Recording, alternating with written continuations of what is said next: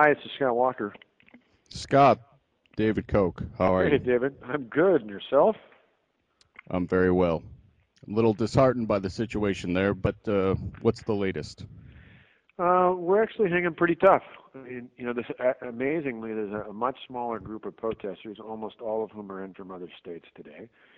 The state assembly is taking the bill up, getting it all the way to the last point it can be at where it's unamendable. But they're waiting to pass it till the Senate's in. But the Assembly Democrats have about 100 amendments they're going through. The state Senate still has the 14 members missing, but what they're doing today is bringing up all sorts of other non-fiscal items, many of which are things that members on the Democratic side care about. And each day we're going to ratchet it up a little bit. The Senate Majority Leader had a great plan he told them about this morning. He told the Senate Democrats about, and he's going to announce it later today, and that is the Senate Organization Committee is going to meet and pass a rule that says if you don't show up for 2 consecutive days on a session day in the state Senate, the Senate Chief Clerk, it's a little procedural thing here, but can actually have your payroll stopped from being automatically deducted into their Beautiful. checking account, and instead you still get a check, but the check has to be personally picked up, and he's instructing them, which we just loved, to lock them in their desk on the floor of the state Senate. Now, you're not talking to any of these Democrat bastards, are you? There's one guy that's actually voted with me on a bunch of things I called on Saturday for about 45 minutes, mainly to tell him that while I appreciated his friendship and he worked with us on other things, tell him why I wasn't going to budge. Mainly because I thought Goddamn right. he's about the only reasonable one over there, and I figured if I talked to him, he'd go back to the rest of the gang and say, I've known Walker for 20 years. He's not budging. Oh, what's his name again? His name is Tim Cullen. All He, right. I'll have he to give that man a call. Well, actually, in his case, I wouldn't call him, and I'll tell you why. He's pretty reasonable, but he's not one of us. Um, Uh, so I would let him be. I think he is in a position where he can maybe motivate that caucus, but he's not an ally. He's just a guy. He was in the Senate years ago. He was actually the Senate Democrat leader back in the 80s, and Tommy Thompson hired him to be the head of Health and Human Services. He went into the private sector, made real money, and became a little more open-minded. And huh. last fall, he got elected to the Senate seat he was in 25 years ago. And he's kind of one of these guys who he really doesn't care. He's not there for political reasons. He's just trying to get something done. So he's good to reach out to for me, but he's not a conservative. He's just a pragmatist. Now, who can we get to budge on this collective bargaining? Well, I think in the end, a couple of things are one, I think the paycheck will have an impact. Secondly, one of the things we're looking at next, we'll probably announce in the next day or two. We've been working with our Republican leaders in the legislature. Is we're still waiting on an opinion to see if the unions have been paying to put these guys up out of state.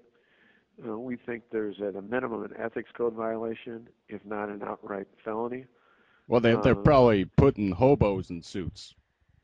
yeah, That's what we because do sometimes. well, I mean paying for the senators to be put up.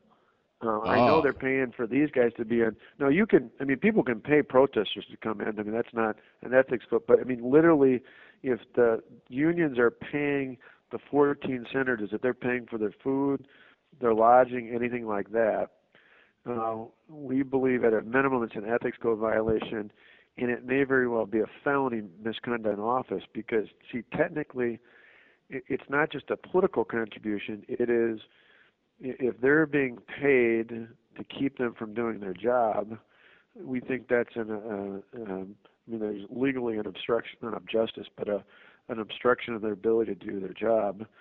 And we still got the Attorney General's office is looking into it for us. So we're trying about 4 or 5 different angles. Figuring each day we crank up a little bit more pressure. But the other thing is I've got layoff notices ready.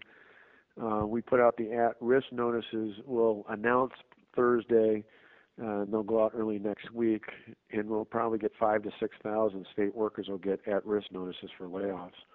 We might ratchet that up a little bit too. Beautiful, beautiful. Got to crush that union. Well, it's one of those where in the end,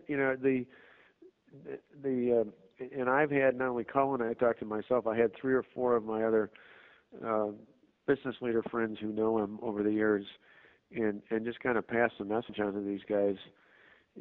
If they think I'm caving, they've been asleep for the last 8 years, because I've taken on every major battle in Milwaukee County and won even in a county where I'm overwhelmingly overpowered politically, and it's because we don't budge. If you're doing the right thing, you stay firm. And in this case, we say we'll wait it out. If they want to start sacrificing thousands of public workers who'll be laid off, sooner or later there's going to be pressure on these senators to come back.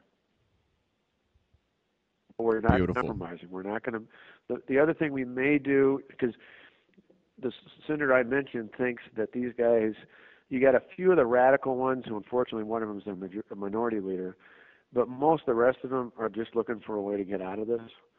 They're scared out of their mind. They don't know what it means. There's a bunch of recalls up against them. They'd really like to just get back here and get it over with. And so the paycheck thing, some of the other things threatens them. I think collectively there's enough going on, as long as they don't think I'm going to cave, which again we have no interest in. An interesting idea that was brought up to me this morning by my chief of staff, if we won't do it till tomorrow, is putting out an appeal to the Democrat leader that I would be willing to sit down and talk to him, the Assembly Democrat leader, plus the other 2 Republican leaders. Talk, not negotiate, and listen to what they have to say.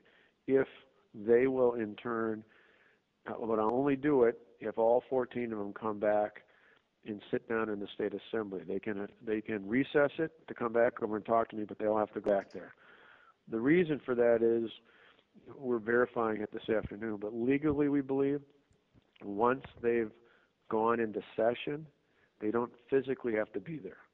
If they're actually in session for that day and they take a recess, the 19 Senate Republicans could then go into action and they'd have a quorum because they started out that way. So we're double checking that, but that would be the only, if you heard that I was going to talk to them, that would be the only reason why, is we would only do it if they came back to the Capitol with all 14 of them. And my sense is, hell, I'll talk. If they want to yell at me for an hour, I'm used to that. I can deal with that, but I'm not negotiating. Bring a baseball bat. That's what I do. I have one in my office. You'll be happy with that. I got a slugger with my name on it. Beautiful. But in the end, this is, and I've even pointed out last night, because I'm trying to keep out as many of the private unions as possible. Said this is about the budget. This is about public sector unions. Hell, even FDR got it. There's no place for the kind of, you essentially are having taxpayers' money be used to pay to lobby for spending more of taxpayers' money. It's absolutely ridiculous. Beautiful. So this is ground zero. There's no doubt about it. But I think for us, I just keep telling I tell the Speaker and the Senate Majority Leader every night, give me a list of people I need to call at home, shore them up. The New York Times, of all things, I don't normally tell people to read the New York Times, but the front page of the New York Times has got a great story, one of these unbelievable moments of true journalism, what is supposed to be objective journalism. They got out of the Capitol and went down one county south from the Capitol to Janesville, the Rock County. That's where the General Motors plant once was. Right. They moved out 2 years ago. The lead on this story is about a guy who was laid off 2 years ago.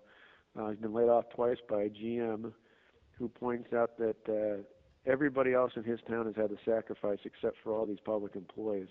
And it's about damn time they do, and he supports me.